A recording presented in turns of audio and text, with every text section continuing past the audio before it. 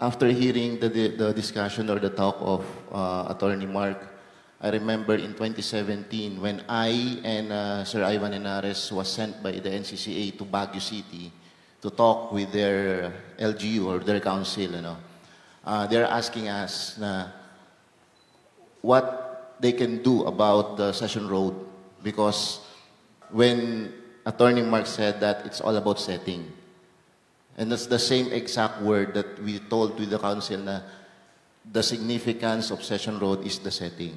It is not just by transforming a single building. It's magkakasama yan. It's a package. Hindi mo pwedeng gawin ang isang conservation sa isang structure just to say na we started a conservation effort. I'm always telling with my students before when I was teaching architecture na if you work with conservation of any heritage building, you first consider the setting.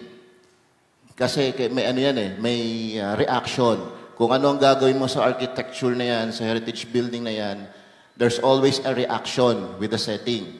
Just like for example, if ang Metropolitan Theater, dumaan yan sa napakaraming repair before itong recent na restoration, Pero bakit nag-fail? It's because of the setting. Kumbaga, ginamot mo yung sugat, pero hindi mo nilinis yung paligid. If you have to remember na para gumaling totally or fully yung sugat, you have to clean first the setting. And you have to maintain it clean. So that's the reason why the Metropolitan Theater, yung mga previous repairs niya, parang naging na lang parang band-aid solution na lang. Until such time na natenga siya ng matagal, and then until nagkaroon ng massive effort to restore the Metropolitan Theater. And nakita niyo naman siguro yung paligid ng Metropolitan Theater, malinis. So imagine if ang ganda ng pagka-restore ng Met, pero nandun pa rin yung rugby boys, nandun pa rin yung mga snatchers, nandun pa rin yung mga illegal settlers. So, do you think na magfa-function well ang Metropolitan Theater? So, setting is very important in conservation. It's not always taking a design para ma-preserve or ma-continuous mo yung buhay ng building.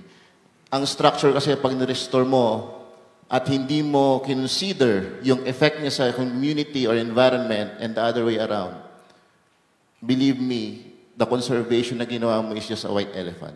Ano ba yung naging power ng heritage law after 14 years? I strongly believe personally, that heritage law must be translated locally.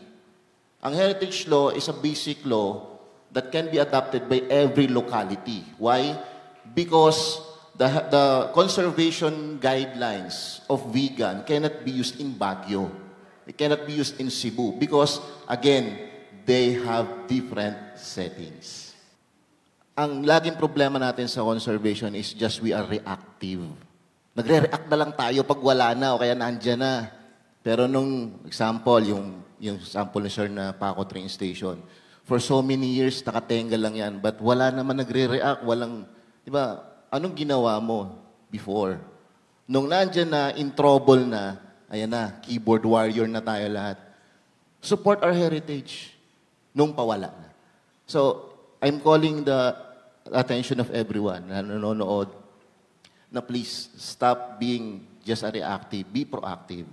Dapat simula pa lang, you are protecting your heritage na para maiwasan na yung mga ganong senaryo. Para hindi na tayo dumating pa sa korte or sa kasuhan. Kasi no one will value the heritage of a place. Only the community. Diba?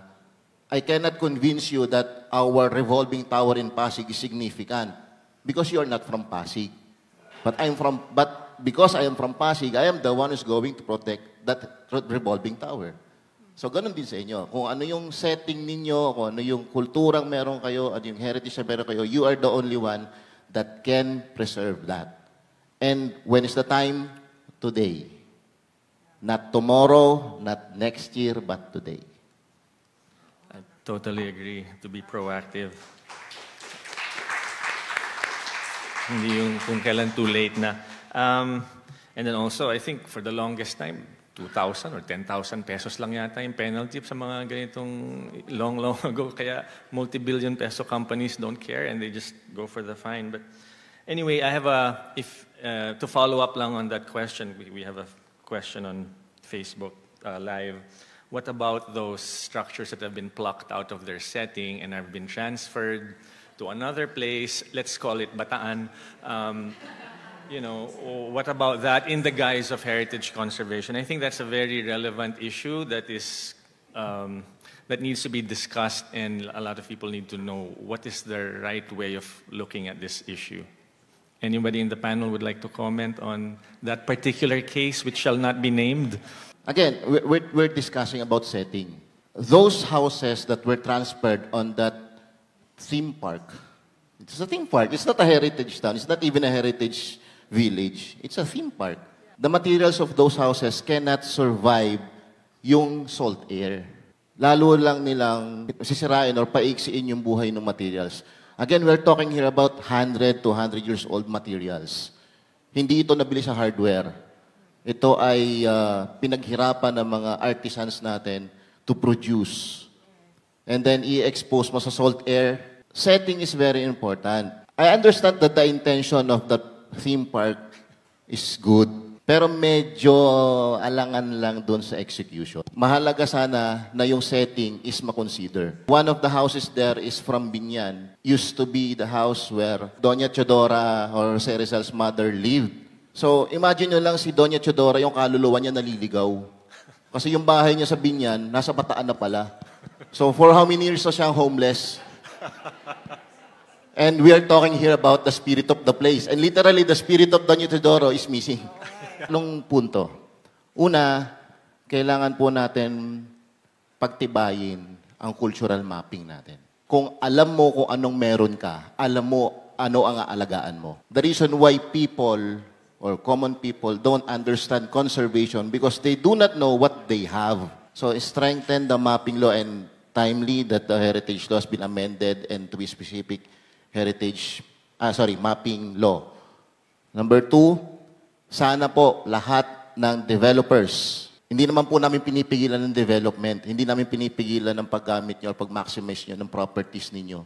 Consider to have conservation management plan. And lastly, I'm praying that the heritage law, whatever it is, the old one, the new one, or the future ones, please, all LGUs, create your own heritage guidelines based on that basic laws. Why? Because ang heritage law po ay hindi naman generic sa lahat.